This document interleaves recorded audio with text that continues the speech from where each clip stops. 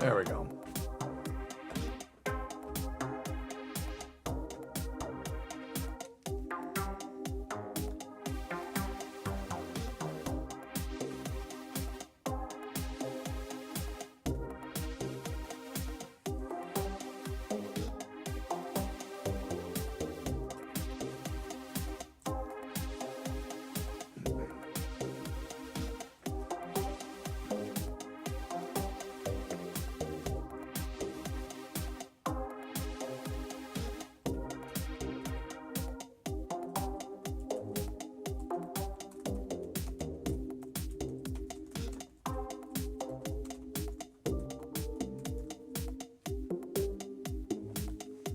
All right, we about ready? I think we're good. I like it. I like it.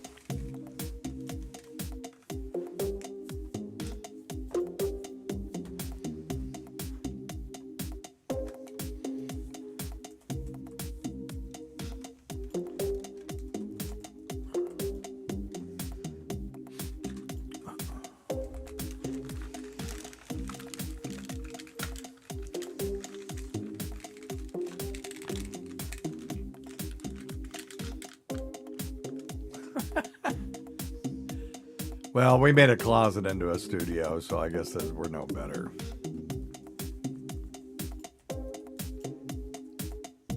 John said, I think Opie made his fourth bathroom into a studio.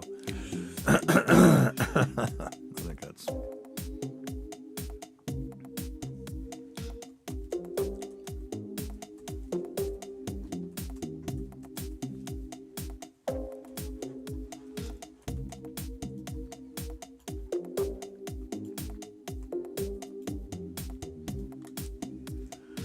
All right.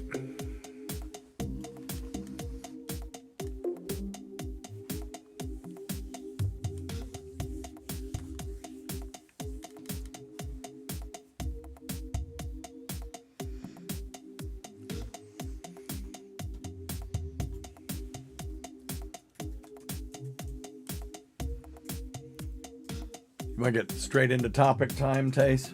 I don't care. Okay. I just got 3 little stories, All right. and they're not very good. Not. I'm sure No. they are. So they're delightful. You let us be the judges. That's right. Give yourself a dang bell there. I already got one. We hadn't even started. Shit. I'm already one down, man. Coming out of the gate like I this. don't know. I need to do a country one like that. Give yourself a dang bell. Oh, ding dong to you, too. All right.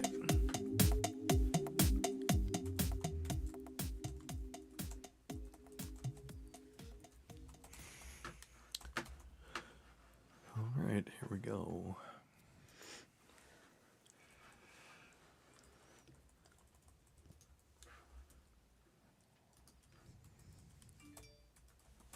Sirius XM. It's time for Weird Medicine with Dr. Steve.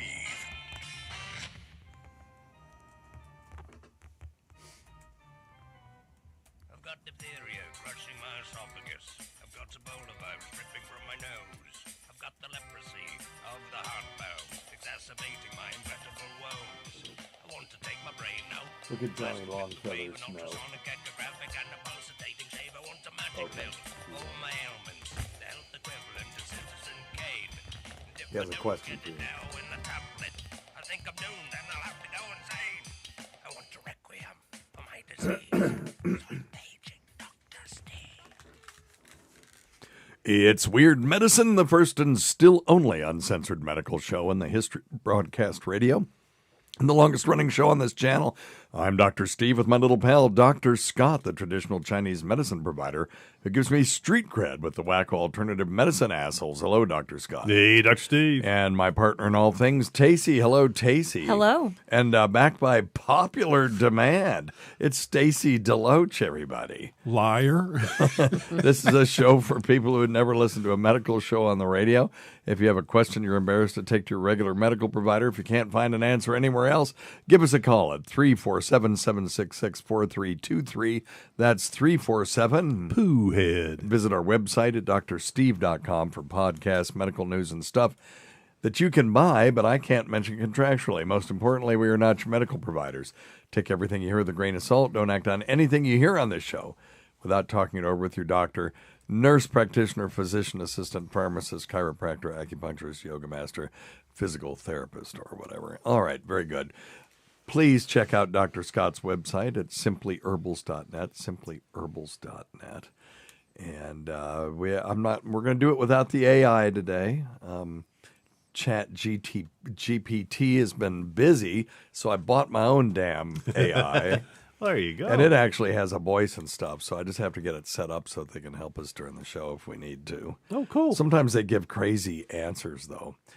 How much does your own AI cost? Well, it doesn't cost you and me anything. It Okay. costs the corporation a couple Good of bucks answer. a month. Good answer. And but it's funny though. I asked it who wrote a specific article that I actually wrote so that I would know the answer, and it said it just made up. It just made something up. It said that yes, that it spoke very authoritatively. This article was published at such and such a time and was written by two people I never heard of. So I'm learning that as far as generating ideas and responding to you in text, it's great. When it comes to doing actual research on it, not so much unless your research is, how does a large language model actually, respond to input? It's crazy. I mean, anyway. So the matrix is not perfect yet. No. And it actually, one time I asked it about tell me about Weird Medicine, the podcast. It said Weird Medicine is a podcast on, uncensored medical issues hosted by, Stuart something and some woman I never heard of. Oh, God. And it just made it up. So it turns out that these things are what are called predictive models. So they try to predict the next word that should come, and sometimes when it comes to names, they'll just sort of guess. Make it up on its Yeah, own. yeah, very interesting. Yeah. Oh, okay. Thank you. We forgot to turn the camera on. Thank you, everybody. We have a question actually from the waiting room, and if you're listening Already? and you don't know what the waiting room is No, No. it's the It's not fluid the waiting room. family. no, the fluid family is in the waiting room. Okay, there you Right. go. So the waiting room is just our YouTube chat. We Oh, do YouTube on Saturdays at 1:00, and you can join us. Just follow my Twitter at Weird Medicine, or go to our website, or to our YouTube channel, and just click notify, and then you get notification. But then you can just hang out. We don't make a big deal out of it. I mean, if we get 20 people in there at once, I'm excited. We're not Steel Toe or some of these other big shows that live off their live streaming. We're really an audio show, but we've got this video element just so that we can hang out and talk to people live. So it seems different when you're talking to, even if it's one or two people In real time. in real time, that are not in the studio. Scott and I both said it changes our energy a little bit. Oh, shoot, yeah. Yeah, way better. Well, that's why I sit back there and just shoot y'all stupid questions. Yeah. Yeah, we appreciate that, too. There's no stupid questions. Oh, there are. They come from me. There's no such thing as a stupid question. Jesus Christ. You have good questions. Yes, you actually do. Actually. No, Yeah. no. No, yeah, I'm yeah. special. Well, you Oh my are. God, that camera on Stacy's head makes his head look like it's a giant. Oh, God, and it's all red. Oh my God. Oh, God, I Well, got to expect get it- off Check of his that. It's blood had a- pressure out. It's had a full face helmet on it all day. Oh God. All right. Well, again, this is an audio show, so the people that aren't watching don't know what the hell we're Yeah, talking care about. less, yeah. The way that the camera is set up makes Stacy's head look like it's a big giant red balloon on top of a blue shirt or It's black shirt. black. Yeah. So the contrast is pretty striking. Anyway, we have a question about acupuncture, Dr. Scott, and bowels, and it was I better pay attention. Johnny Longfellow, Feather maybe, or something. Who Okay. was that up there? Johnny Longfeather said, yeah, can acupuncture help me with my bowels? So what do you think? Yeah. If we're talking constipation, yeah, Okay. for sure. Yeah. What I would do is put some little teeny needles all the way around the bowel, stimulate with a little bit of electrical stimulation, Yeah. and I put some. Should have some music for this. Some coconut Oh, okay. oil on there. And, Okay, you got it. Oh, there you go. Thank you. Then a little coconut oil smoothed on. And I do this thing called moving cupping. I put the cups on the stomach and actually kind of follow the colon around. Yeah. It's We do just that. Yeah, exactly. And then I teach them how to do it at home. Yeah. Yeah. So, yeah, it actually works pretty well. I've done. Yeah. Actually, Thanks, Johnny. Yeah. Yeah. Yeah. No, Go ahead. whenever y'all get done, I got a question about all this. Okay. Okay, Yeah. we'll go. Yeah, go ahead. How does the colon work? Is it kind of like a snake where it has muscles where it moves from point to point to point to point, or is it like a pastry bag where it just squeezes it from one end to the other? That's Yes. an excellent question. The answer is yes. Okay. There's a little bit of both. Yeah, That is true, but really, peristalsis is the way that you get stool from one end to the other, and peristalsis is rhythmic contraction of the bowel going kind of in the direction of the rectum. So when you have a big giant load in your colon, it's just sitting there, right? And then all of a sudden you have to go. Right. And it's like all of a sudden it's an emergency and now you're turtling and Yes. you better get to the bathroom. And then when you get in there and you can't quite get your belt off and it's like, oh my God, I can't get this GD belt off quick enough. Yes. Everybody knows what I'm talking about. That's peristalsis is causing that to happen. Okay. Yeah. And actually, the bowel is even more interesting than that. It's not just an inert sac. It can secrete fluid into the lumen being the inside of the bowel, and it can Okay. also suck fluid out of it. Its main purpose is to reclaim water. Nice. We're recycling here. Yes, of course. Yeah. So you put liquid fecal matter into the large bowel at what's called the cecum. That's where the small bowel attaches to it. And then it starts being moved up, up toward the liver, across the abdomen, and then down let me see the left side. I'm looking at the patient in my head. The left side of the body down to the rectum, right? And during this whole period of time, the large bowel is taking water molecules, not shit molecules, just water molecules. Or It can do alcohol that. molecules. Or- if you did, Yeah, if you shove alcohol up your ass, that's right. That's a whole different thing. Yes. But don't do Don't do that. don't do that. But yes, it can take them just molecule by molecule at a time and leave the shit behind. So you're not like, sieving. It's not like a sieve or a cheesecloth. Right. It's active transport. These transport proteins will grab a water molecule and then just take it and push it to the other side into the bloodstream. It's cool as hell People how don't- it works. People don't realize how compact and dense shit is. I mean, molecules like 99% just pure waste. There's very little other in there unless it's diarrhea. Yeah. Unless it's No, that's right. moisture or It's something. and it's a lot of it is bacterial bodies and Right. stuff.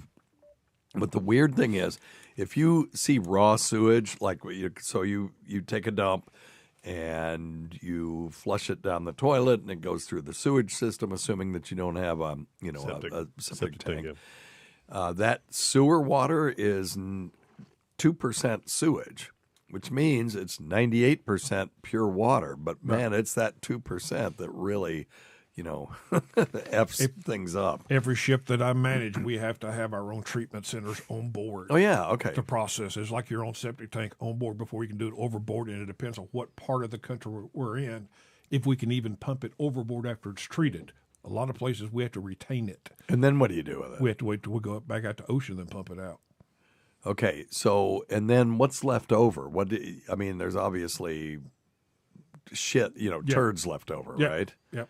And so you separate the turds from the water, but whole- also the chemicals too, like urine and stuff like Yep. that. Urine chemicals. How does it work? It's an MSD, marine sanitary device. It's essentially its own little septic tank system that we feed lots of yeast to. Oh yeah. Okay. So the bacteria Right. break it down and stuff. So Is that and I apologize, but is that kind of like what's in the septic? Yeah. The stuff that we use at our house. Yeah. Yeah. that you dump into the Yeah. septic Yeah, tank. baker's yeast is the best stuff in there. They put Rid-It and all these other Yeah, different Red brands. X, I think is what Yeah. I have. Yeah. But yeah, baker's yeast is what we actually use. So that's what I could use. Yeah. Ah, cool.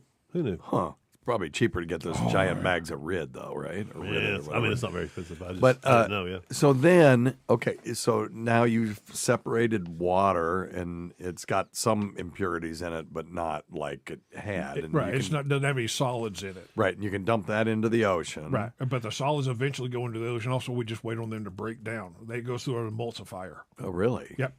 A grinder.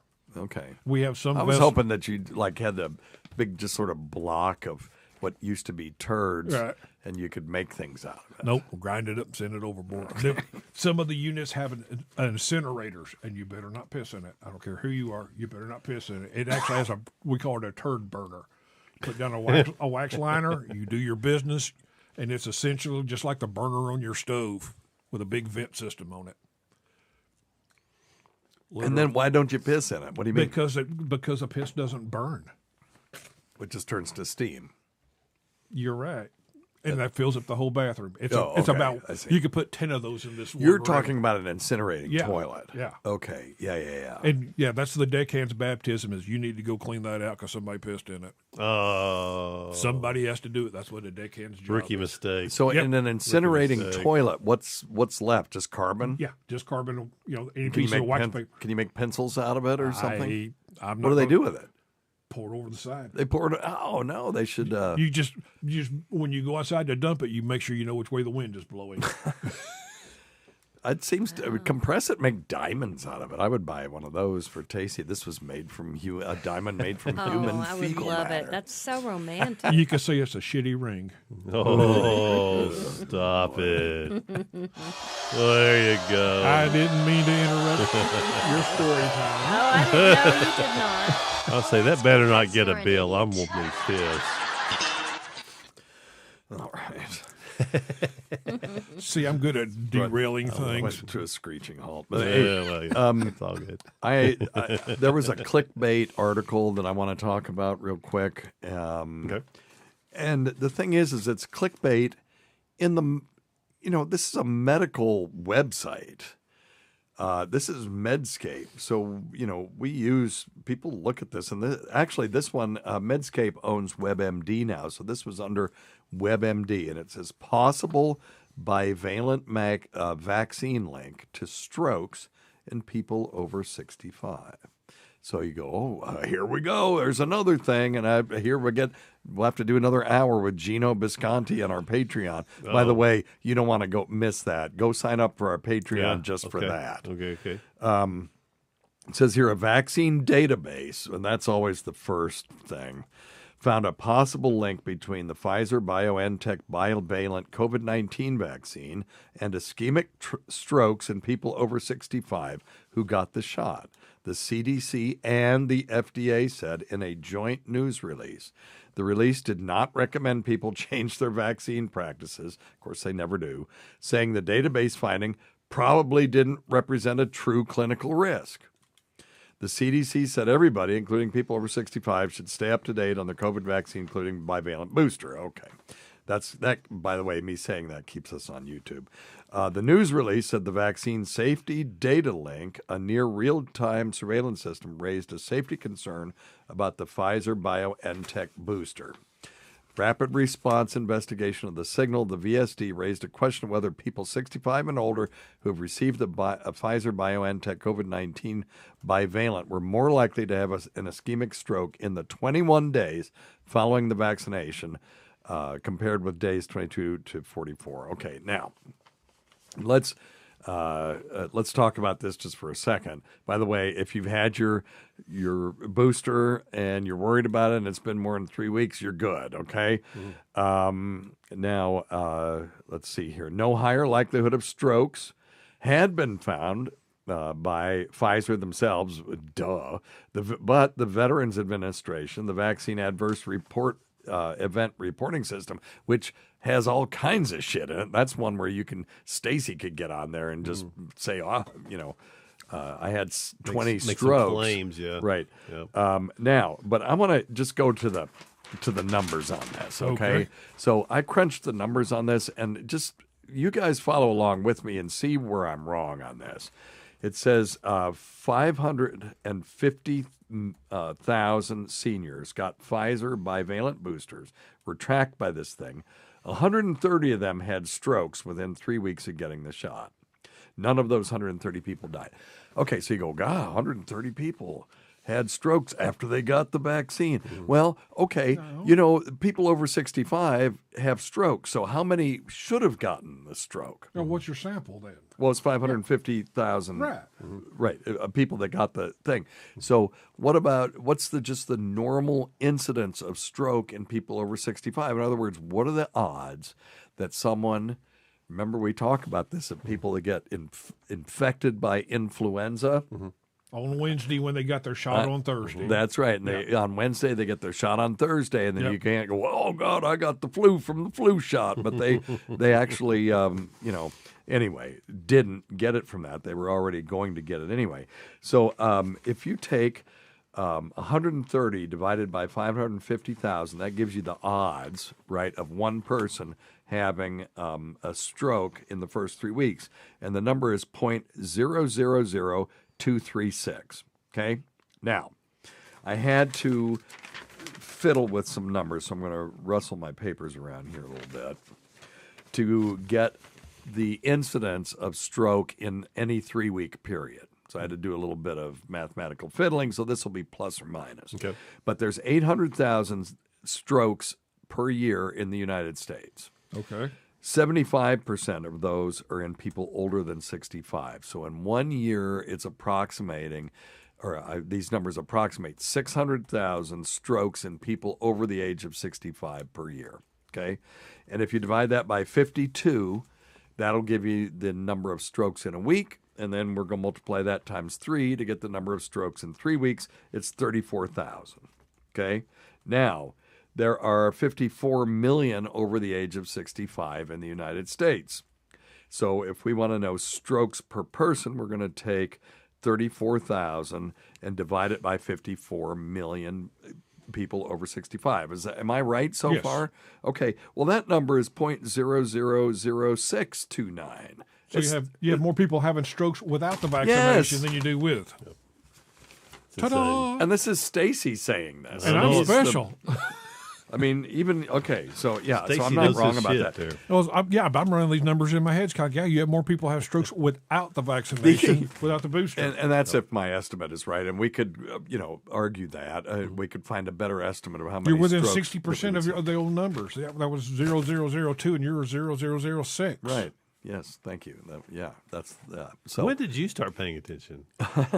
Whenever I'm sitting here and I have to look at him. Yeah, that's true. That's true. He'll get Normally, you. I can just do phone calls and walk away. He'll get you if you're not paying attention now. Well, so of course, the medical quote unquote journalist that wrote this article didn't bother to run the full numbers. Yeah. Did the FDA and the CDC run the numbers?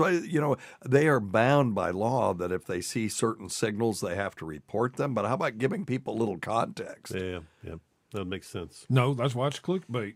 It got you to click But on it did. And then you got to say all the ads about foot cream and eye cream is and true. everything else. I did see a bunch of ads doing this, so I will, I will always click on those because I want to talk about them. But I put the numbers on Twitter and ran through it before, and then I did it again, and I had Alexa help me, and I had Siri help me, and I just wanted to make sure that I wasn't wrong about this. So It's pretty crazy. pretty ridiculous. Yep. Anyway, all right. So we'll try to find out if I can find better numbers on the actual incidence of stroke in people over 65, and then we can compare better numbers. But it's not going to be much different than that. So anyway, all right. That's all I have. Interesting. You guys got anything? Oh, wait. Oh, you know what? We have a new bit. You ready? Yeah, let's do it. Here we are. I'm scared. It's Tacey's time of topics. A time for Tacey to discuss topics of the day. Not to be confused with Topic Time with Harrison Young, which is copyrighted by Harrison Young and Area 58 Public Access. And now, here's Tacey. All right, Tacey. Well, that was All lovely. right. Very good. Yeah, I didn't hate that. Look at me doing homework. What do you got, Scott? I don't have nothing. I'm not That's going to get a right. bell anyway, so I quit. I quit trying. I didn't get a bill for agreeing with Steve. I know it. Not even a half a bell. I think Well, if he you're knows. if you're his wife, you have a little bit better chance. Well, yeah. Just a little better chance. All right, here you go.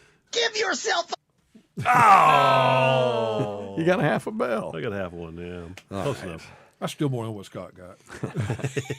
So I have 3 boring stories. They're not very exciting. Oh. Yeah. All right. Well, it was a slow news week when it comes to health. Yeah. So this is from The Guardian, and it's kind of old news. U.S. government scientists found people exposed to the weed killer chemical glyphosate Oh, yeah. have biomarkers in their urine linked to the development of cancer and other diseases. Yeah. Study was in the Journal of National Cancer Institute, and it showed up in farmers, and such high levels of the pesticide were associated with signs of a reaction in the body called oxidative stress, Ooh. which damages DNA. They're talking about hematological cancers like lymphoma, myeloma, and leukemia. Yeah. Glyphosate-based, I don't even know what this word is. Oh, and I wrote it. Glyphosate-based something are the most heavily applied herbicide in U.S. and Oh, globally. organophosphates. Was that it? It's an organophosphate. No, the word that I wrote here starts with a P and produces. Glyphosate-based produces are the most heavily applied herbicide in U.S. and globally. Okay. So- Wow. Yeah, it's a weed killer. It is an organophosphate. Those things are always a little bit nasty, and you always worry about them. When I was a kid, you guys, Stacy, you're old enough to do this. I don't know, Tacey and Scott, if you were, but they used to go through our town spraying DDT. Oh, we used to run behind it. And run behind it. Yeah, we'd go Yes. through there because it smelled. It's a cloud. It was a cloud, and it Yeah. smelled weird, and you couldn't see anything in front of you. So we'd run right behind the DDT Oh, truck. goodness. Oh, We would go goodness. see my dad's parents down in Mississippi, and they would come through there spraying that, and then there would be another truck coming by, intentionally dropping diesel fuel on a hot steel plate to get the foam, to get the the smoke coming out of that also, because that settles on the water. They said it killed the mosquito eggs. yes. But yes. everything got coated with a diesel fuel. Oh, Yes. geez, Louise. Nice. So you had DDT, then you had diesel fuel on top of it. We would run through both of them. We used to That's take. why I'm special. Oh, man. We used to take oil and spray ponds and Yeah. standing water. We and would stuff to stand in kill the 'em. back where they were growing soybean with a crop dusters would come over. Woohoo! DDT is considered a possible human carcinogen, but even after all this time, it's still a possible human carcinogen. So I'm kind of hoping that it falls on the other side. Didn't they outlaw that because they used to use it in oils, especially on transformers, because it worked as far as keeping the heat down? Okay. But they did the research on bald eagle eggs. I think that's right. It wasn't because people are getting sick Right, from it's the because DDT, the bald right. eagle, that bald eagles, their population was dropping off, and they discovered that the eggs were just fracturing whenever the mother sat on it, and they linked that to DDT. Oh, wow. I think, if I'm right, I could be wrong. That I'm makes purely sense. though. wrong. Makes sense. It's potential to increase breast cancer and stuff, but still the risk is not Not worth it. definite. No, I'm saying it's not definite. It may be worth it. Oh, okay. If the numbers are low enough, then you have to make this sort of calculation that how many, if you're in a malaria area, how many Right. people are going to die from malaria, and how many would be saved by DDT. Oh, gotcha. Then how many would Gotcha. die from the DDT itself.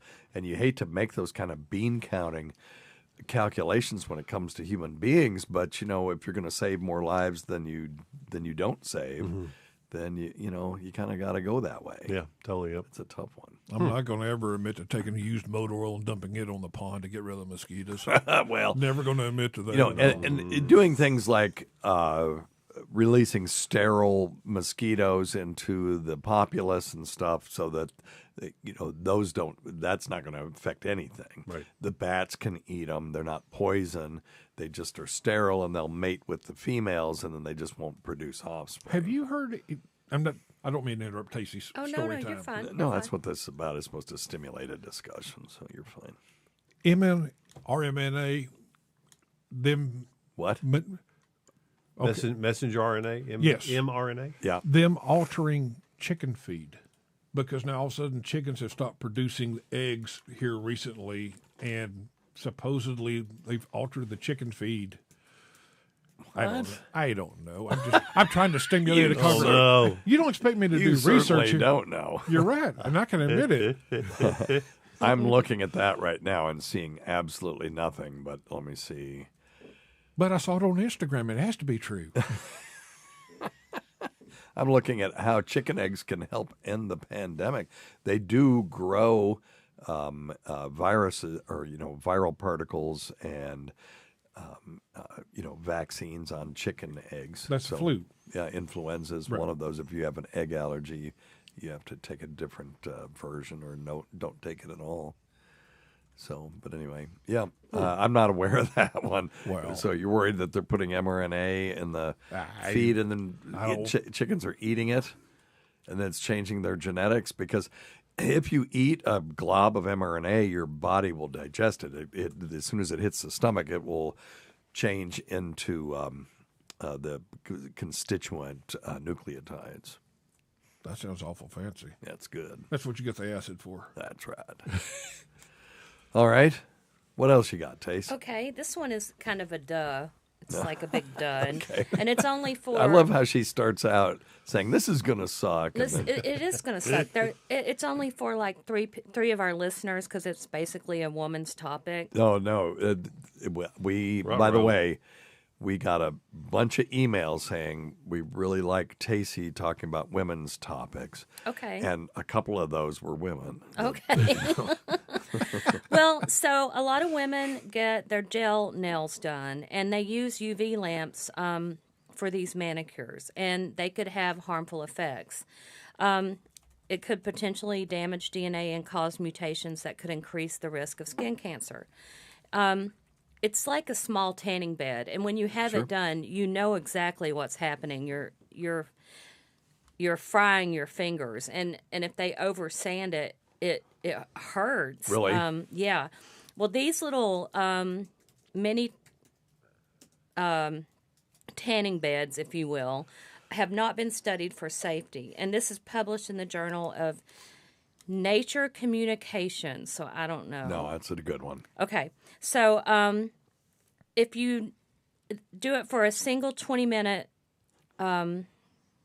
irradiation caused the death of 20 to 30% of cells, while 3 consecutive 20-minute exposures caused destruction of 65 to 70% of cells. Jesus. This does not reflect actual conditions of a gel manicure because Correct. exposure is between 30 and 120 seconds, and sometimes even less than that. But it is, you can feel it. It does Are they using hurt. UVA or UVB in that? This says... It says UVA. Yeah. Okay. Okay. So you guys probably have nothing to say about that. No, but I always kind of wondered about that. That would be easy to fix if you put ultraviolet absorbing chemicals, which many of them are very benign, in the nail polish, and then you would just have a little thing to shield your finger.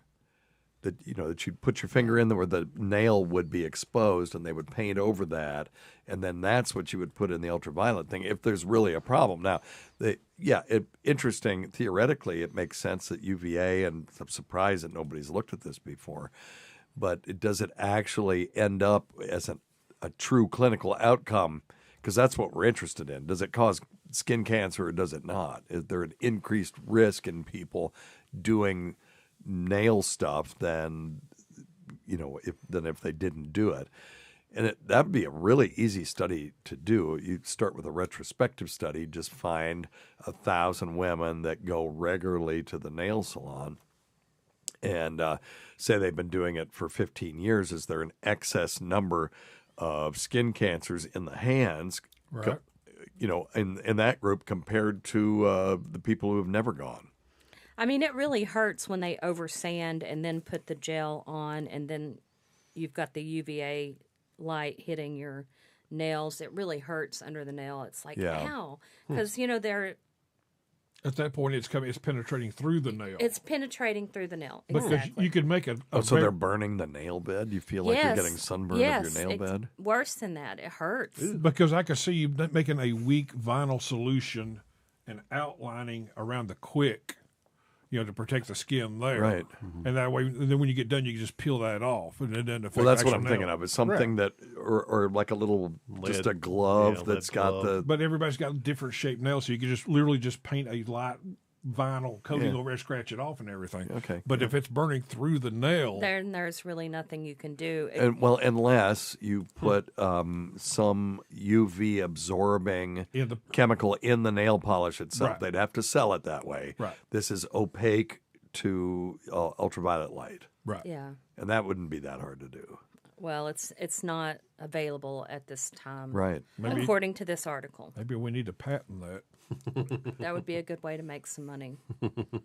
The third Did you go buy a topic good I AI? have is not as bad as the first two. I thought the first two were good. I It's did a too. little Taste, more you're interesting. on. I'm looking at. I'm still reading this damn article. You're the hell on it, with Tace. the rest of y'all.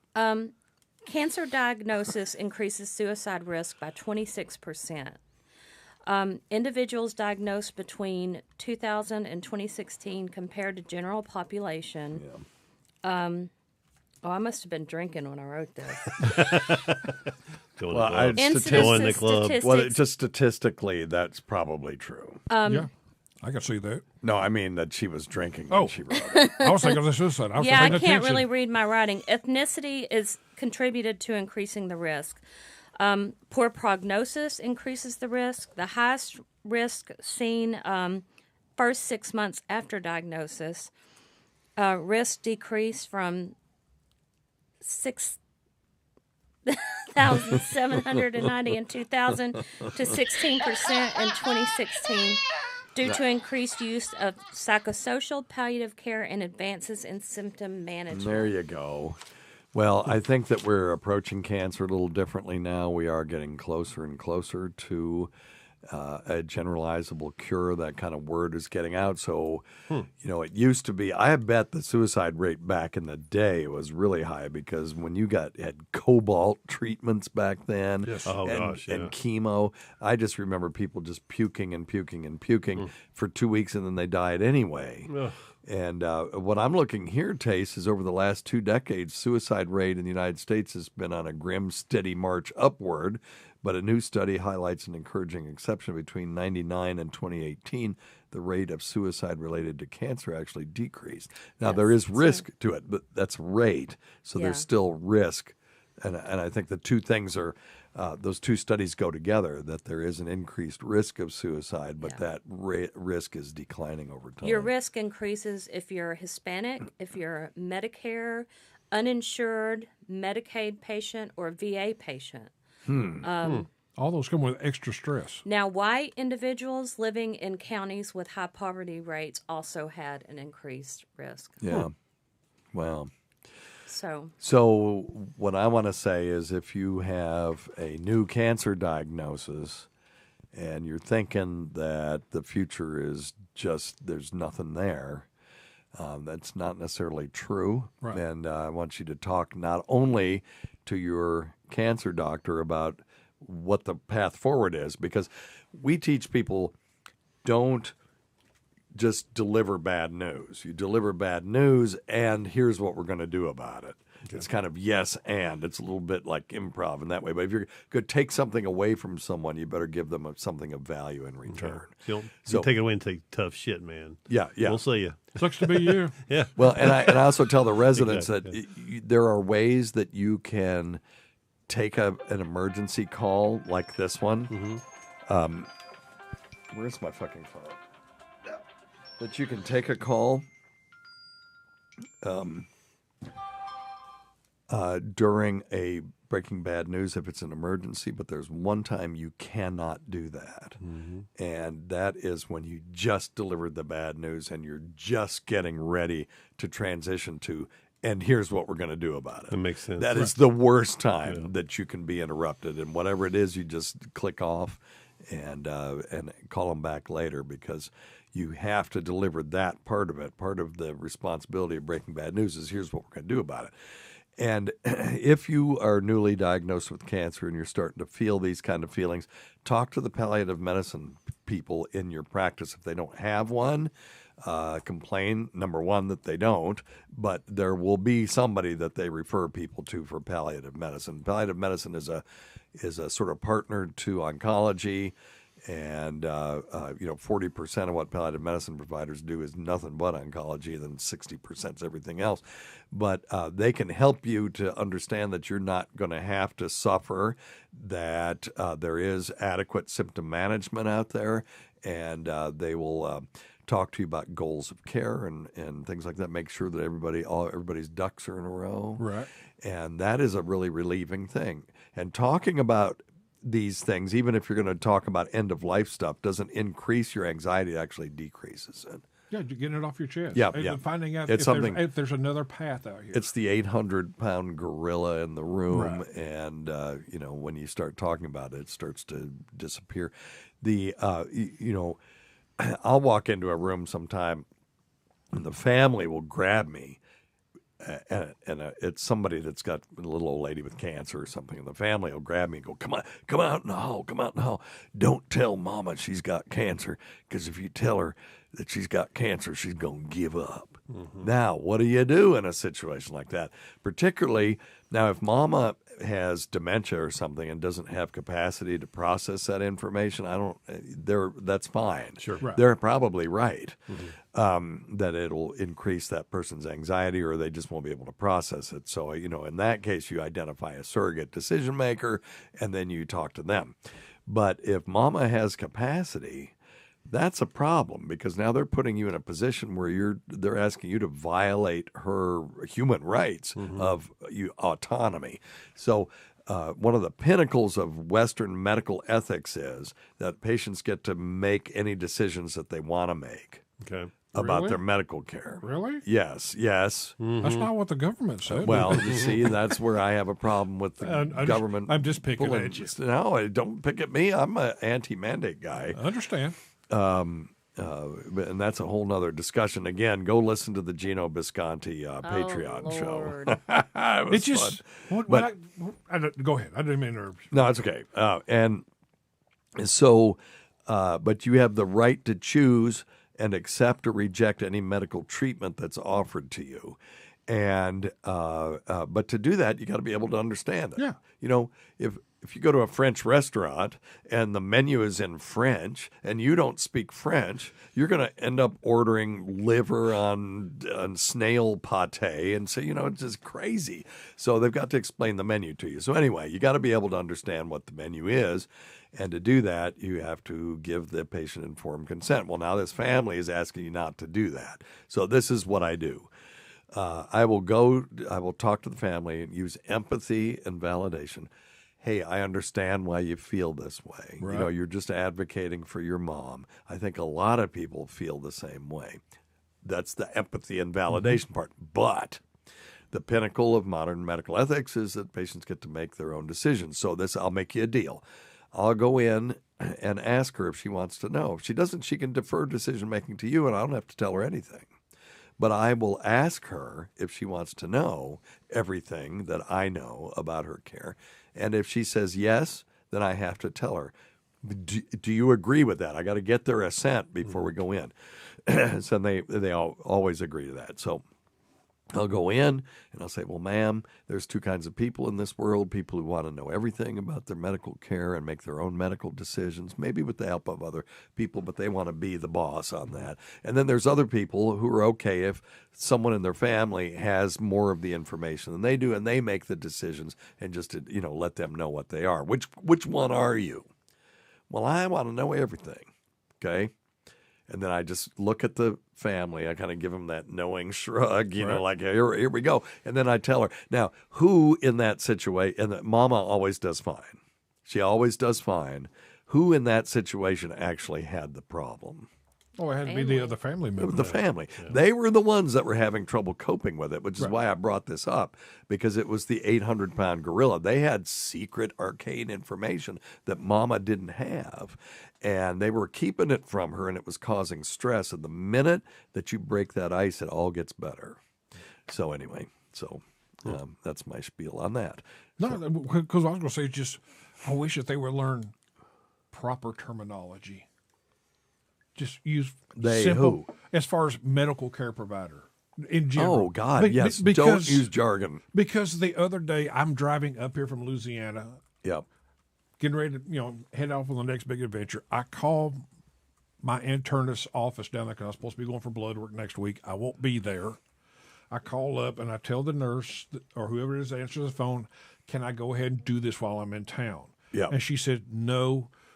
I said, why not? Because they're going to run the analysis on it. They're going to put it down on a piece of paper in the computer. He can read it, and that's going to be a baseline. She said, no, because your labs are going to expire. I said, how do my labs expire? Because they're going to run the analysis. They're going to write it on a piece of paper. You're going to tell me the paper's rotting away? She goes, no, it's going to expire because they need to be done before you see them. I said, no, this is done for a baseline. Right. They're going to write it down. They're not going to expire. The paper's not going to rot away. The computer's not going to crash. Right. And she was swarping down that my labs were going to expire. Yeah. It's kind of, no, you were using the wrong terminology here, and I'm not medical. Right. Well, that side. I'm sure she was thrilled with that whole conversation. Oh, but, I made her day. but somebody has to sound the alarm. You're stupid. I think that medical jargon is a problem, and we've talked about this maybe a time or two on the show. There's two words that we use in medicine, completely the opposite of what our patients use, and those two words are positive and negative. Oh, there you go. Give yourself a bill. A whole bell. A full bell. For that answer, you I got I was looking at you to give you a fucking bell, Scott. 3 stories and got no, jack you get shit. No, you get. Okay. What do I get? You get bells for she got bells when for I showing ask up. you a question and you get it right, that's when you get a bell. You just want a cookie. Well, here, okay, there you go. Give yourself a bill. You there you go. Damn it. See, it doesn't mean as much. Oh, yes, it She does, still too. likes it, though. She still I was with it. looking at you to answer that question, and then, knucklehead. Well, because I'm the guy that brought you the story about it's- my mother-in-law getting the phone call, the voicemail about, hey, you tested positive, and she's like, woohoo! That was you. That was my, I still tell that story. Yeah. That was my ex-mother-in-law. Yeah, so for people who don't know what we're talking about, if you have a positive balance in your checking account, that's good. If you've got a positive attitude, that's good. If you have a positive biopsy, that's a really bad thing. Bad thing. And it does cause confusion. Yes. I've seen people come out of the oncology office crying because they told them that their CT scan was negative. And they thought it was a bad thing. I mean, it's maybe 1%, but this is avoidable. It's important. Say though. normal It's and abnormal. Yeah. So what happened with your mother-in-law was they called her and said your influenza test was positive, and she was thrilled by that because On the voicemail. right on the voicemail. There you go. Okay, I when I tell this story to residents when I give lectures about it. I'll tell them, I had a friend who's, I thought it was their mother, but anyway, I'm not going to change it. Their mother called, said that the test was, their influenza test was positive. Isn't that a great thing? And I'm like, what doctor's office just calls and says, well, your test was positive, click, and without it giving any context. Yep. So that's some, So anyway, that kind of stuff. So we try really not to use jargon, to use plain language. And it's hard if you're talking to other healthcare providers all the time to not slip into that. Sometimes you got to catch yourself. Yep. Anyway, all right. Anything else? That's it. Tacey, excellent. Good job, Dave. Yay, She's for top of mad time. because she didn't get a bell, but she got her own theme song. It's Tacey's time of topics. A time for Tacey. All right, anyway. All right. Did you notice how Good you job. almost dragged out Tacey? Oh. No. Oh, the only reason I do that is he made the mistake of telling me that his spine crawls every time I go, Tasty! Oh, God, it's doing it now. And that's the only reason why I do it. It's doing it now. Man, you are one pathetic loser. Number one thing, don't take advice from some asshole on the radio. All right. That's what we might as well just. Steve and Company. This one's going to be a bummer, too. So, but it's an important question. It's a good From question. Texas. My question is about hospice. We had a good friend in the hospital that was very sick, and the family brought in hospice, and he died within 12 hours. So my question is, did hospice do anything to promote his death? Nope. And I know exactly what happened in this situation. I wasn't there. Don't know anything about the case. But I know exactly what happened. One of two things happened. Either the doctors waited too effing long to send this patient to hospice, and they waited till they were basically actively dying, or the family was resistant to hospice until there was a crisis, and then they need to come in. Now, what I tell people about hospice is it's not for the dying, it's for the living. It's for people who are no longer choosing curative or life-prolonging treatment for whatever reason, and have an illness that will take them out of this world if it ran its natural course in about 6 months. And you don't have to die in 6 months. You can be in hospice for years as long as you continue to meet that criterion. And their job is to make you comfortable until you leave this world, or until you get healed, one or the other. But their job is not to dope you up, and they're not going to give you medication against your will and stuff like that. They're not going to take your regular medications away, and you don't have to go somewhere. You can do it at home. So it's just a federal program if you're a Medicare patient that pays for medical equipment, medication, and nurses who are specialty trained in symptom management to come to your house. And on top of that, you get chaplains, you get bereavement care for the family, you get all kinds of stuff. So, and it's all paid for 100% by Medicare, not a penny out of your pocket. Now, this has been an issue for a long time, that there are myths about hospice where the families or the patient don't want it because they think that they're going to come in and kill them, or dope them up and take away their medicine and stuff, or where the physicians just have an unrealistic idea of their own capabilities, and they don't send patients to hospice soon enough. So what I tell people is you qualify. If you're not seeking curative treatment, then go ahead and get hospice, even if you don't need them. Because if you qualify for it, when you do need them, it's going to be an emergency, and now you're going to have strangers coming into your house. If you get them early, now you know these people, even if they come once every 2 weeks. I've had two family members that went on hospice, and me, from an engineering standpoint, was absolutely amazed by them. Yeah. Two different people, two different organizations, but both of them came in like 96 hours before the passing actually happened. And they said, from their experience, like 72 hours. And both times we used that to circle the wagon. Well, right. To get every family member in that wanted to get there. Don't wait 3 weeks waiting on a cheaper air flight. Right.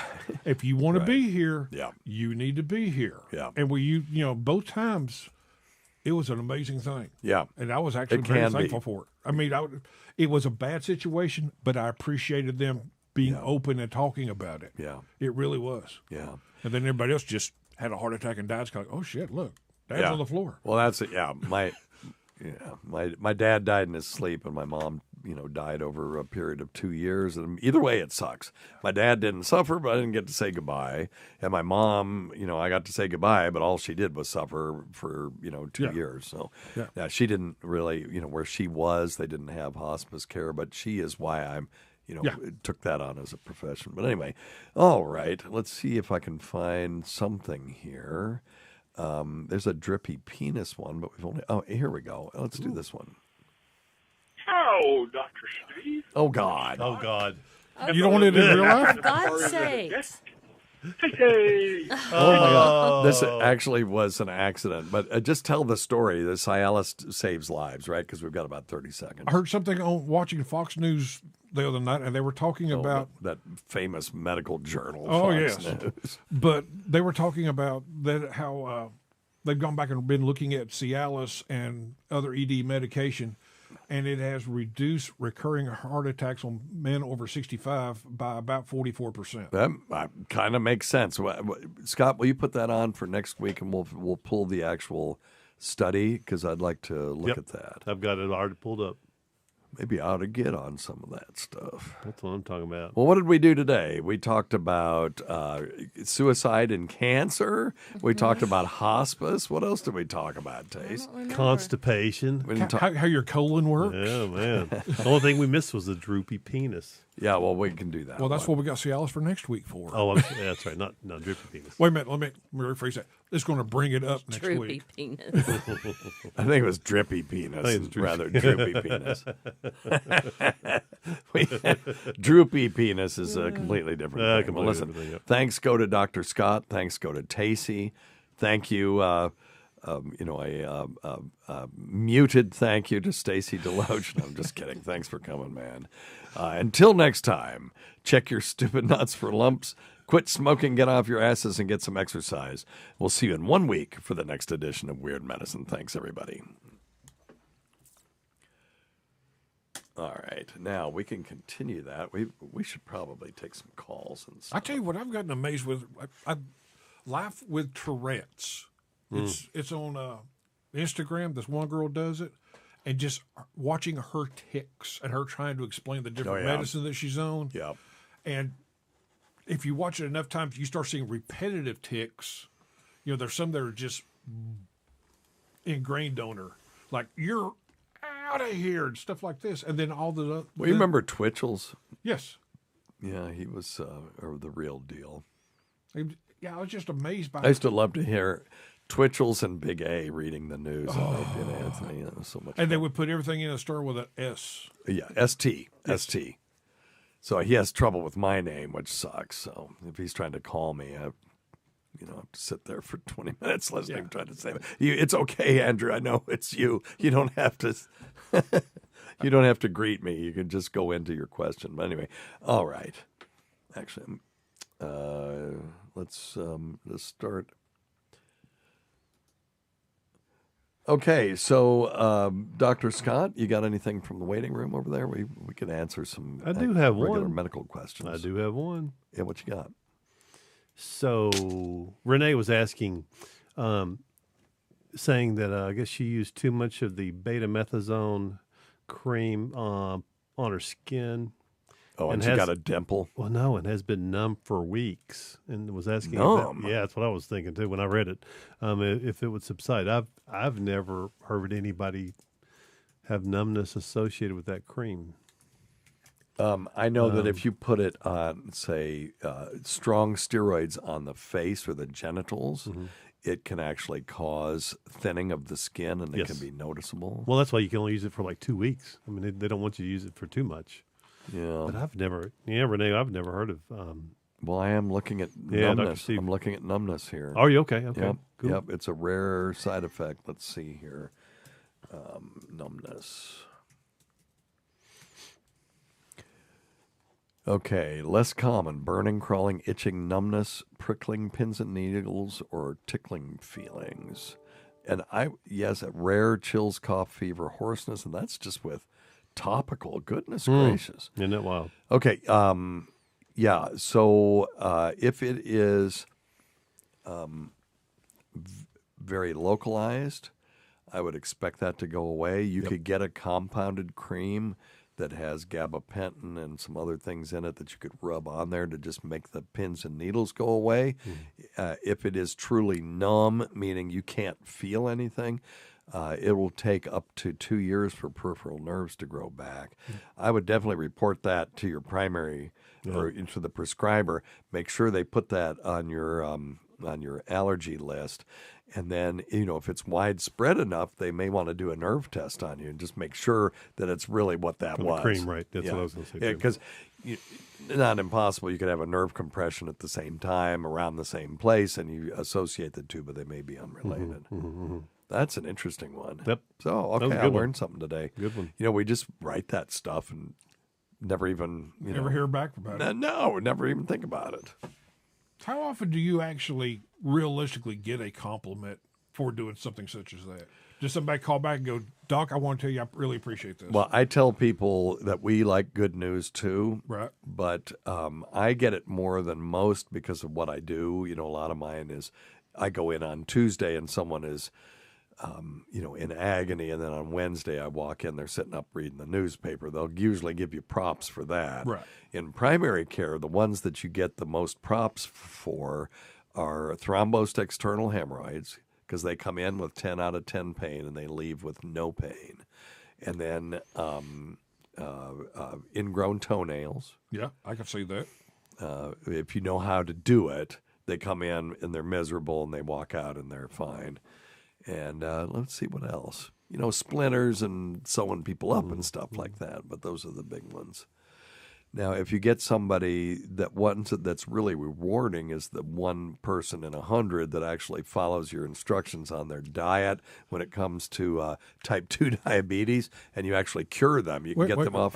I'm looking the wrong direction there. You Look can at the actually wall. get them off all of their medication. Yeah, Stacy is not one of those people. Anyway, I'm trying.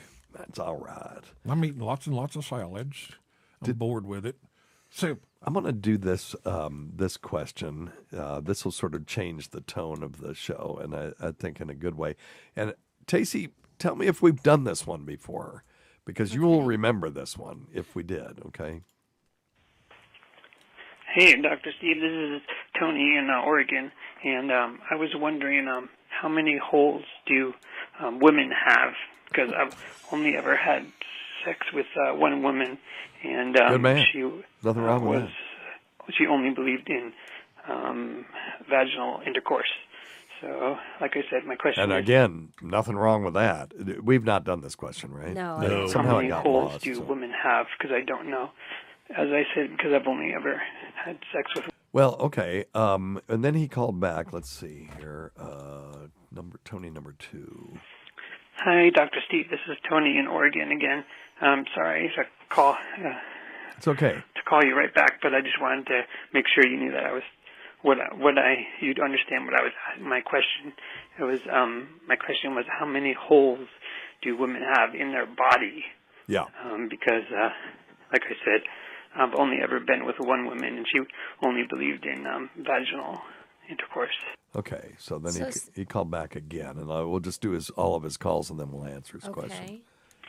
Hey, Dr. Steve, it's Tony in Oregon again. Sorry, I'll go away after. No, you don't. this You're call. fine, dude. You're The last fine. Call. I'm going to go away after this. Totally call, fine. But I just wanted to call and say that yes, I do have sex in the vagina, and Yes. I just didn't want you to think that I'm retarded. No. I just want you to believe that I'm retarded. So I'm just going to call you. Just wanted to call you back. Like I said, tell you that No. Oh, okay. Well, wait. yes, I do have sex in the vagina. Well, that's awesome, there you man. go. There you go. I tell you right he gets now. a bill. Do it. Yes, he does. Oh, for God's sake. yourself a bill. He's doing. Everybody except He's, for me. he's doing better than I am. So, Dr. Scott, why don't you take this one so we can now? The question is, are we talking holes you can have intercourse Right. with, Or just holes in general? Yeah, just So why don't you count up all the count up all the holes in the human body, and then we'll Let's talk about see. the ones you could actually put your penis in, and I say 9. Okay, I get 9. We'll name them. Oh, yeah, both eyes is 2. Eyes. Well, the other Eye holes. sockets. Yeah, eye Okay, well sockets. that's not. I don't consider that a hole. You couldn't. That's an eye I socket. considered Well, if it a they're- hole. Well, there's I- there's an eye in it. Well, not for everybody. Okay. All right. Okay. So we'll put an asterisk by that one. Ears, Yes. 2. Okay. nostrils, 2. Mouth. One. mouth. There is. Pooper hole Yep. and the pee-pee hole. There you go. And then vagina. Vagina. And Well, women. that's what I was Yeah. calling this pee-pee hole. Well, but No, they have no, a urethra They have too. two though. different. Women have the urethra. I'm aware of that, but you understand. There's one, there's kind of one common opening. So I guess after that it branches into that's right. separate So holes. that's 8. Yeah. So yeah, see there. Give you go. yourself Got a to bell. Douglas, Look at That's why I wanted you to do it, so you get your stupid bell. Jesus. Woohoo! I got one, Sean. Sean, mark it down, baby. See, I was mark counting it one. I was counting ears as 2 because one on each side. Me too. Yes. I used one on each side. Did we But not? nose was counting as 1 because it goes into one. Oh no, it orifice. should be 2. It should be 2. Yeah, well, I said 9 Take originally. his bell away. I said 9 originally. Yeah, Yeah, you did. Yeah, you were did. right. You were 9. So Okay. 2 ears, You can keep it. 2 Two outside. nostrils, Well, 1 two- mouth, anus, Yep. and a urethra And the and vagina. a vagina. And it's still 8. So we must have counted it right the first time. 1, 2, 3, 4. But the We're I stupid. counted the nostril as 1 because it goes. Well, I call then I that would be counted- 7. I counted the urethra opening and the vaginal opening As 1. Yeah. Right, but yeah. I'm saying it's 2 because Okay, it yeah. really is 2 different holes. Yeah. Well, I mean, Okay, can I play off of that the question for a eyes, second? and then the eyes, it makes 10. Okay. Can I? there you go. It's 10 with an asterisk. Because, No, I agree. It is because the eyes have eye sockets have eyes in them. Something that you've never I clarified. mean, if you want to here. talk about other holes, there's ostia in the sinuses and all that Oh, stuff. yeah, no, you know, no, there's yeah. there are Yep. lots of other Yep. holes. There's 2 eustachian tubes in the back of your throat. Yeah, but that's internal. Yeah, well, You got to go through the mouth to get to it, yeah. or go through the nose. Well, to there's get still to it. holes. Yeah. Oh my God, we'd be here all day if we talked about inside holes. Yes. It's true. Yeah. I got a wine there's delivery there's coming. the sphincter That's of right. Odie. Okay, how about a quick clarification? As far as women squirting, is it out of the vagina or is it out of the urethra? Okay, so That's one of your favorite topics. it and is one of that's my never- favorite topics, and But it's never been clarified. the white milky fluid comes from the Skene's glands, Right. which are around the labia and it's sort of in that region under the under the hood, sort of, and then the clear hypotonic fluid comes from the urethra because that comes from the bladder. So it comes. Female ejaculation comes from the Skene's glands, and coital incontinence comes from the bladder and urethra. So I wanted Tony to get some more information because that's Yes. the whole vagina information. Yeah, no, Tony, we'll give you all kinds of information. Okay, so he asked about how many holes. So we count 10 plus minus give or take, a bunch of other stuff. But the ones that you normally would have intercourse with would be the mouth, Mostly, vagina, and rectum. Although I've never done that myself. I'm not. I always, whenever I had a new girlfriend, I'd always reassure them, and I never had one go. Well, God damn it! Well, that's a deal breaker. Yeah, it's Dr. a deal Steve. breaker. See, I've got such a joke about that, but I'm not going to do it. I'm Yeah, actually I'm ratcheting it back. you've done your quota of I'm jokes for the ratcheting day. it back right Yes. now. But there are other places that you can, achieve pleasure as well. And, she's got 2 hands, 2 feet. A boob job is also always, kind of a fun thing. Mm-hmm. If she's able to do that, some women can, some can't. So, there's all kinds of stuff, Tony. Just, enjoy yourself. Have fun. Go easy. And, if you're uncomfortable doing something, talk about it. And, you may become comfortable with it later or you may not. It may just not be your cup of tea. I tell people learning to ride motorcycles, go comfortable plus 10%. There you go. Yeah, comfortable plus 10%. Then you'll make a little bit of progress every time. Every time. Yep, very good. All right. Anything else, Dr. Scott? That'll wrap it up. Appreciated Tony calling in with that. Yeah, man. And it's an excellent question. Not everybody knows every damn thing. All right. Okay. Well, let's get out of here then. Thanks always go to Dr. Scott. Thanks, Tacey. Thanks, Stacy Deloach. And thanks to everyone who's made this show happen over the years. And listen to our SiriusXM show on the Faction Talk channel, SiriusXM channel 103, Saturdays at 7 p.m. Eastern, Sunday at 6 p.m. Eastern, on demand, and other times at Jim McClure's pleasure. I swear I think Jim's paying us under the table or something because we don't have a contract. We haven't had a contract since October. Many thanks to our listeners whose voicemail and topic ideas make this job very easy. Go to our website at drsteve.com for schedules, podcasts, and other crap. Until next time, check your stupid nuts for lumps. Quit smoking, get off your asses, get some exercise. We'll see you in 1 week for the next edition of Weird Medicine. Thanks, everybody. Goodbye, everybody. Thanks, guys. Bye. All right, let's do the opener real quick, and then we'll be done. Then we'll play a tune. Yeah, let's play one. You want to? Let's do it. Oh, no, what the hell is this? Wait a minute. Uh-oh. What is this? What in the hell is this? Did you not record? No, I recorded. Thank you, but... Yeah, that was in tow. Oh, that's last week's show, isn't it? Okay, I can erase it. I can get rid of that. Okay. Make sure you get rid of the right thing, Steve. I know. I'm Honey. not sitting here. I know. I think we're good because here's what we just did.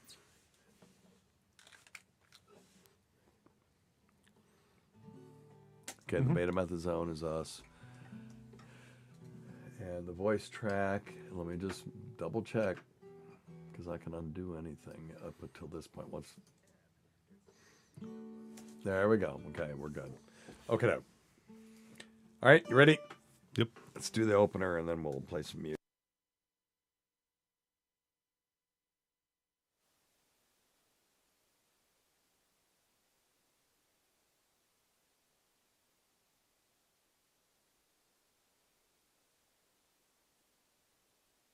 What do you call boogers on a diet? Slim pickings.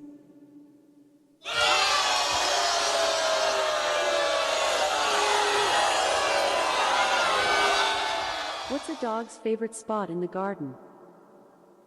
The pea patch.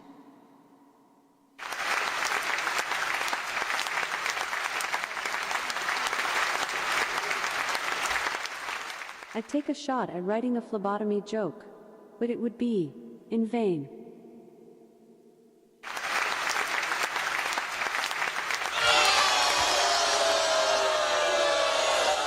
If you just read the bio for Dr. Steve, host of Weird Medicine on Sirius XM 103 and made popular by two really comedy shows, Opie and Anthony and Ron and Fez, you would have thought that this guy was a bit of, a clown. Why can't you give me the respect that I'm entitled to?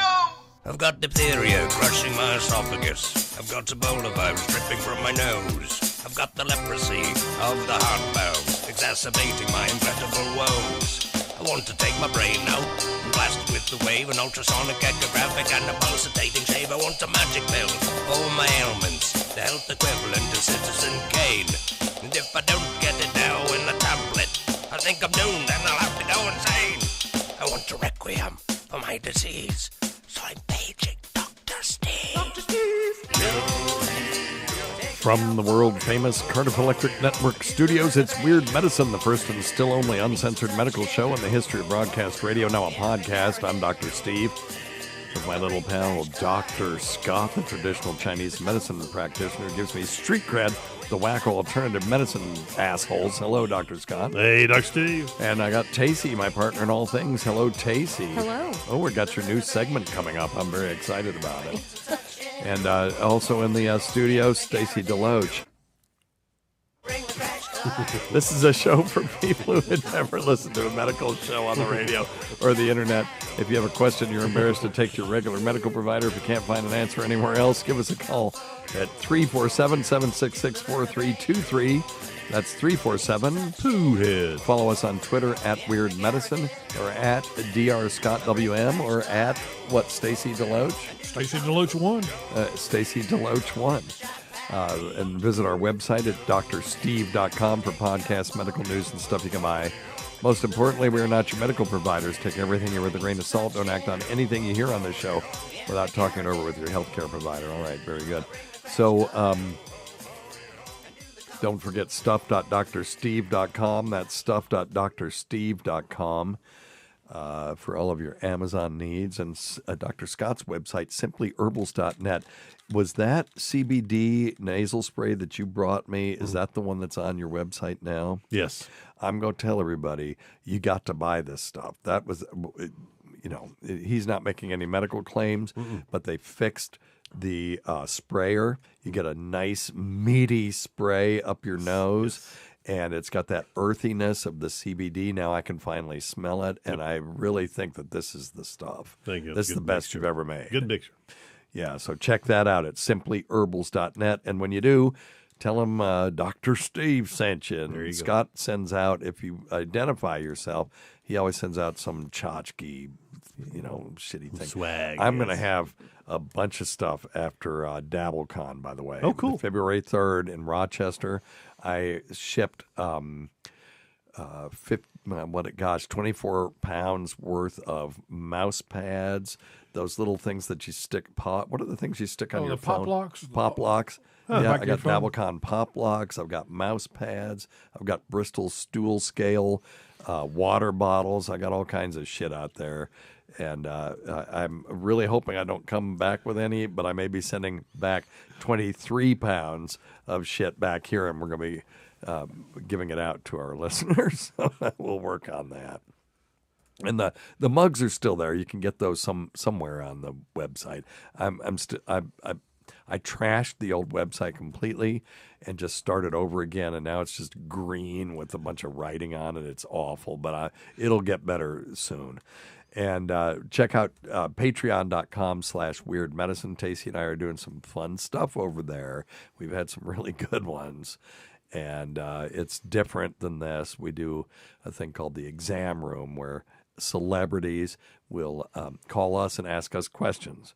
And or a bitch. Or just yell at us for an hour, a.k.a. Gino Bisconti. But the other thing, Tacey, I just got confirmation from Tim Dillon. He's going to do it. Oh, okay. And we knew Great. Tim before he was Tim Dillon, so yeah, that'll be a fun one. Yeah. And anyway, so check that out. And then if you want me to say fluid to your mama or whatever you would like for me to say to anyone anytime, give me a shout at cameo.com/weirdmedicine. It's dirt cheap. I love to do them. We did one as a group here for our buddy Clint's that's mom, right. who That's right. came down from Chicago to take care of him while he's getting chemotherapy. So that was a fun one. And it's like, Clint, I would have done this one for you for free. But, I took the money. What the hell? It's only $9. It's not that big of a deal. That's all good. All right. Let's pick one. Yep. There you go. All right, we're done. Oh, I feel like my ears are. Leave this on. I keep meaning to give you the better. I have some really expensive headphones out there that will not mess your ears up. Okay. And if you'll just remind me, I'll get those for you.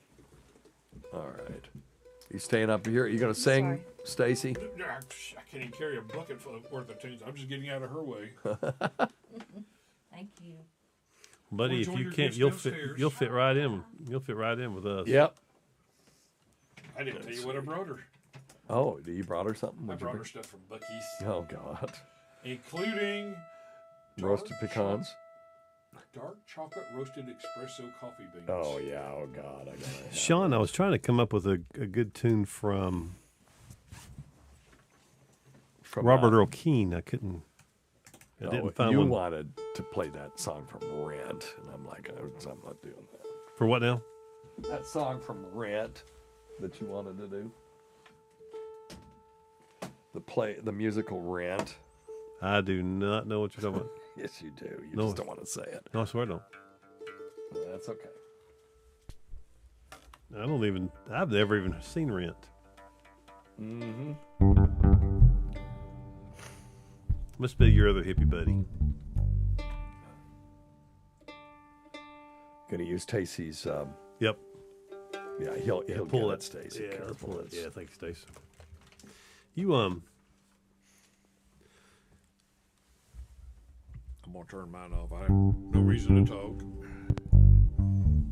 shoot, buddy. Why is the reverb so insane today? I swear somebody comes in here. It's Lorenzo's birthday today. Hey, Lorenzo, happy birthday! Wait, which Lorenzo? Lorenzo Areola? Yeah. He's in here? Yep, he is. Oh, shit. Happy birthday, buddy. He's a damn celebrity. That's the Funky Eskimo. We got to have him on. Well, happy birthday. Where is he? I don't see him.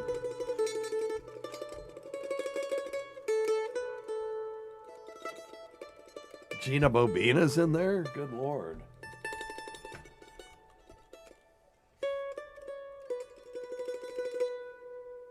That is true. It is a copyright violation to sing, but we don't care. We're not trying to monetize this. There you go. Hey. Happy birthday to you. Anyway. We playing it in. Yeah. Hey. Hey. Okay, 2, 3, go.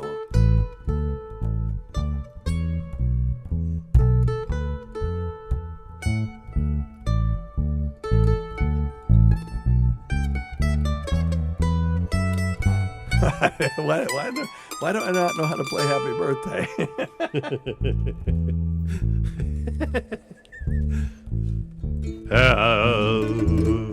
Happy birthday to you. Okay. Happy 2, 3. Happy birthday to you. Happy birthday to you. Happy birthday, Lorenzo. Happy birthday to you.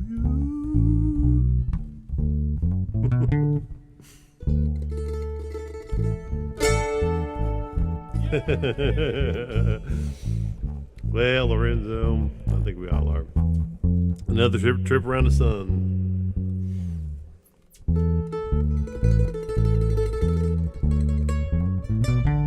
Anyway, okay, I got it now, but it's too late. Yeah, all right, what are we going to play? How about Ripple? Ripple? Yeah. The hell is that? Who was asking at Ripple the other day? Ivers. We have got to learn how to play fucking Happy Birthday properly. That's embarrassing. Ripple, isn't that what Fred Sanford used to drink? I don't know. Showing my age here. Ripple. I used to drink Ripple in high school. Are you talking about the Grateful Dead song? Yep. Okay. Yeah, don't play the lead. Just fucking sing the damn thing. I'm waiting on you. Oh, okay. Okay, you ready? Yep. You playing it in G. Yep. That was G? Yeah. Yep. That was the kickoff. It's it kicks off like this. If my words did glow, the gold of sunshine, and my tune. Oh, I know there you this go. song. There you go. On the harp unstrung, would you hear my voice? Come to the music. Would you hold it dear? As if it were your own, it's a hand-me-down. The thoughts are broken. Perhaps they're better left unsung. I don't know.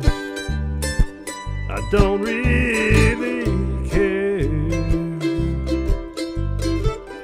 Let there be song to fill the air. Ripple in still water, where there is no pebble toss, no wind to blow. Reach out your hand. Sorry, but if your cup is empty, if your cup is full, may it be again, let it be known. There is a fountain that was not made by the hands of men. There is a road, no simple highway between the dawn and the dark of night.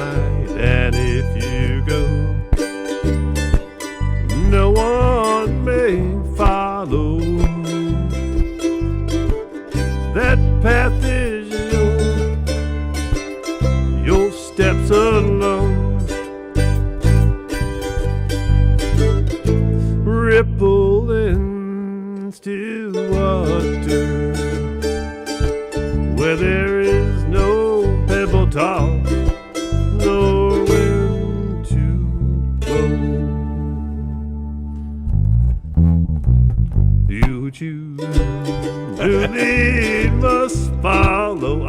I fell asleep at the wheel, but if you fall, you will fall alone, and you should stand.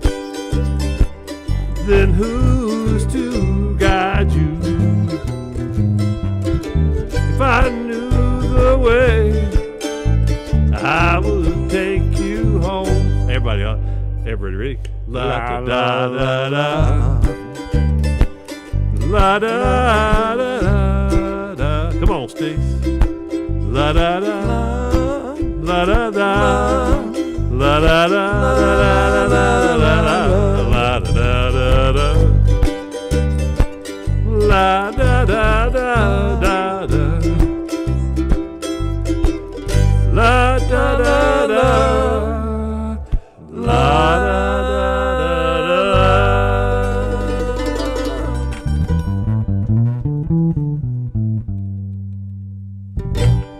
There you go.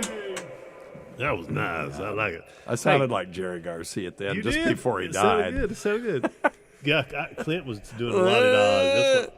Clint was getting a lot-de-da. I wasn't expecting that. Oh, that's a good one, Dr. Steve. That's a good song. Why haven't we never played that before? We haven't played it in a while. It's been We a haven't while. played it before? We played it before. Yeah, that should be in our repertoire. Ivers was telling me, yeah, that's a great little tune. Let's go. I want to go old school. We're going Willie Nelson today. Okay. How about?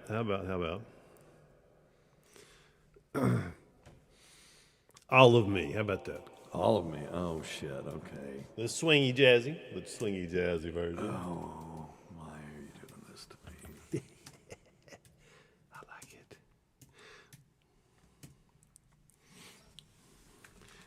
More Grateful Dead. Yeah, we'll do some more Grateful Dead, Clint. I can promise that. Yeah, we can do. We have several Grateful Dead too.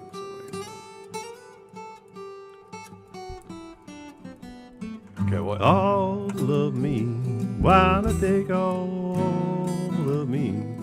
What was that first chord there? G. Yep. Okay. You're playing it funky. That's all right. Oh yeah, we do need to do Dead Flowers again. That was a good one.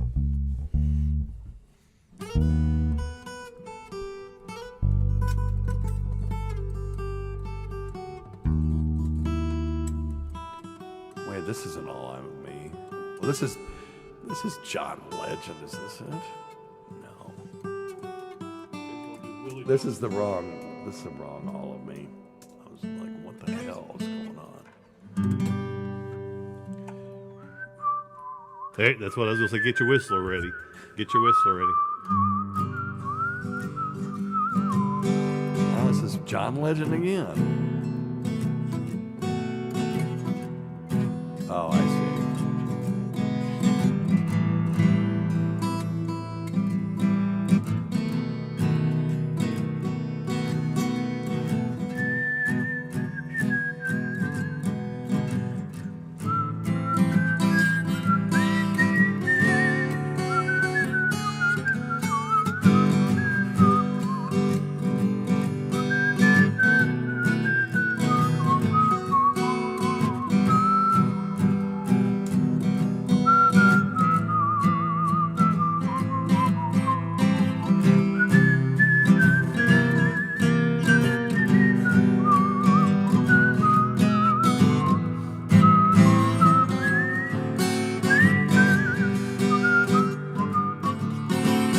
All of me, oh, why not take all of me?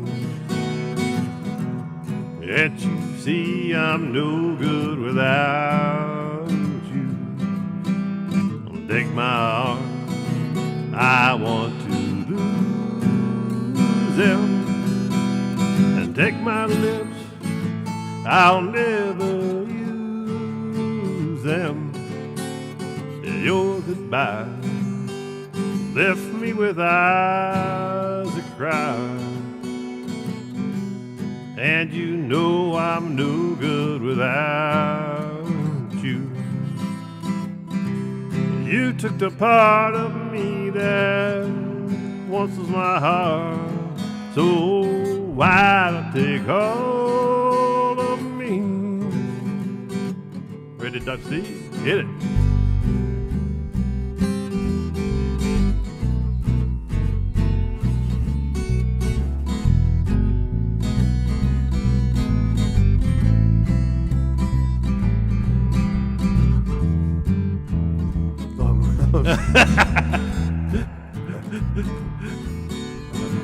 Are you going to take my lips? Yep, take Okay. my lip.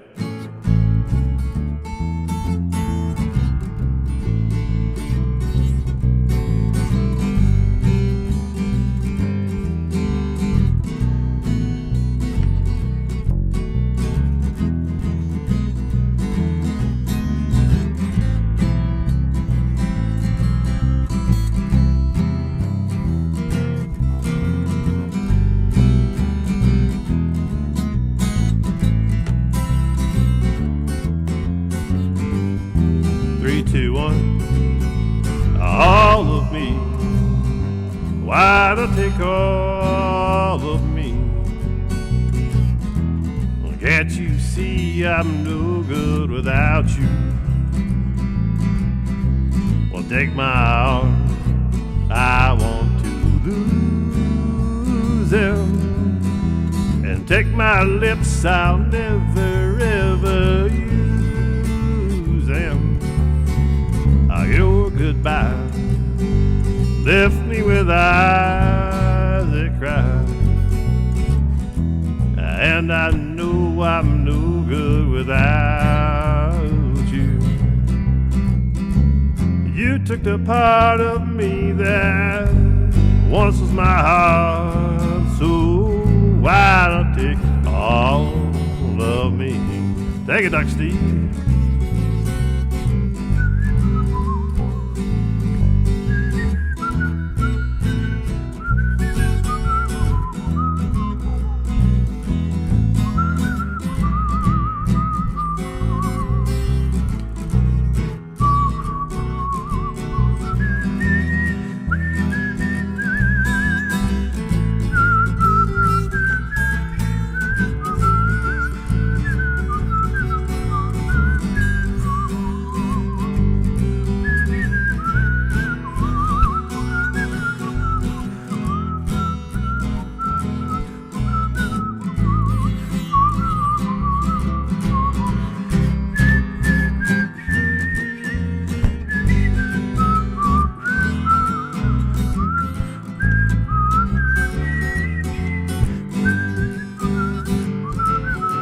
With all of me, why not take all of me?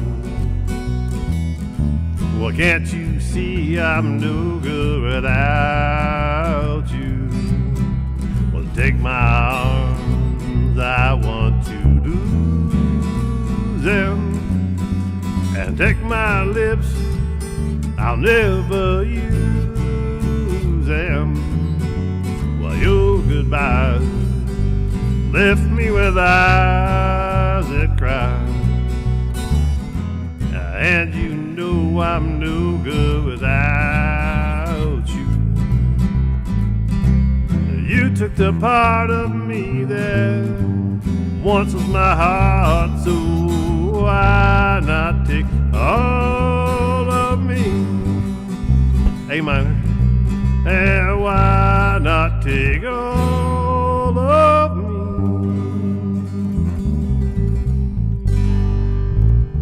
What about that Dr. Steve and his whistling? Shit. That was good, man. That was real good. I can't believe he kept his breath that whole time. All right. That was good, dude. That whistling was fabulous. I'll work on that. We haven't done that in 4 years. Amanda, you are correct. It's hard to swing, but we can do it. Shit, we can. We can swing it. All right. Well, thank you all for hanging with us. Yeah, we appreciate you guys very much. We'll see you, Wonderful let's day. see, next weekend. And then the weekend after that You're is out. You're off. DabbleCon. DabbleCon, that's right. Very excited about that. Thanks, Kush. We appreciate it, Kush. We tried not to butcher it too bad. That was a lot of fun. Yep. Got to Thanks, hang Sean. out with Love it. Sean and Amanda. Amanda. And I don't know if Gina's coming. And I know, well, there's going to be a bunch of people there. But my son from my, well, it's not my son. One of your he's former- my one of son. your former wives. I don't know how We am I. forget which- I'm just which going to tell him. I'm just going to introduce you as my son because Yeah. it's just too complicated otherwise. Yeah. I raised him, Right. but he's not biologically my kid. But you don't want to go, well, this is kind of my kid. I raised. He's Yeah. 35, but I raised him. But he's not really my kid. But he kind of is. You know, it's bullshit. I'm just going to introduce him as my son. Hey, Clint, tell us, give us your favorite Grateful Dead song or two or three, and we'll work those up for next week. There's a pretty good chance we've played it, or should we say, attempted to play it. Oh, wait, once. Clint's saying he wants in on a jam. Do you play? What do you play? I don't remember. Yeah, and Ivers was talking about he actually breaks out his guitar and plays what we play. So I'm gonna start telling him like what key we're in. Well, he could probably play it better than we do. Well, it helps if I tell him what key we're in because it doesn't always sound like I'm in that You key. can tell when we play something that we actually know because we don't get that huge drop off in the listeners and the viewers. Right on. It's like, That- God, these guys are bad. When This we is unacceptably bad. when we were trying to learn Rocket Man. Oh man! And I just watched the stream just go. And that's why I when we finally learned it, we opened the stream back up and I put it up just so, hey, we're not complete idiots. I mean, it's not a good version of Rocket Man, but we did get a copyright strike on it, which means we must have done it well enough that the algorithm recognized it. AI approved of us. We'll never get to monetize this channel because we have, unless I cut all that stuff out. But that's the fun That's stuff. the fun part, yeah. Anyway. Yeah, I guess he's saying he plays all of. Yeah, Clint says all Lorenzo's of. saying play "Dance with Me" by Orleans. I don't know that. Do we know that? Oh, Clint wants Wind and Rain. Oh, Clint, yeah, we can do that. Is We'll that have to- I want to know, have you No. ever seen Wind and Rain? That's not it. No. You're the guy that actually listens to Freebird. That's the funny part. Yeah. We can do Wind and Rain. We can do Box of Rain. We can make it a rainy Saturday show. We can do that. And it's I love just a Tacey's box of teaser, rain. though. God damn it. That is a that's good one, funny. yeah. Because that Harrison Young, if you guys have not watched the Harrison Young interview, it's that guy is the nuttiest guy in the world. I love him. And Lorenzo, you got to text him, my brother, and get on there. And then we'll discuss about our common experience on Topic Time with Harrison Young, the greatest cable access show of all time. You got to watch it. He'll ask you like 6 questions at once. Right. Where'd you grow up? What were you like when you grew up? What did you do when you grew up? And then he's like, go. And it's just like, oh, okay. I guess I'll just answer every question. I'll just start throwing out answers. You figure out where they Right. It's fun, though. In the cold rain and snow. In the cold rain and snow. I'll be out in the cold rain and snow. We can do it. All right. Well, I've been working. This is my first algorithm on my circuit tracks. Uh-oh. So we're close with that. And I just have the one algorithm, so it doesn't go to anything, but I can...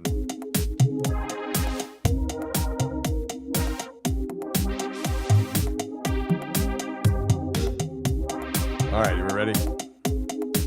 Let's do it. All right. Thanks, everybody.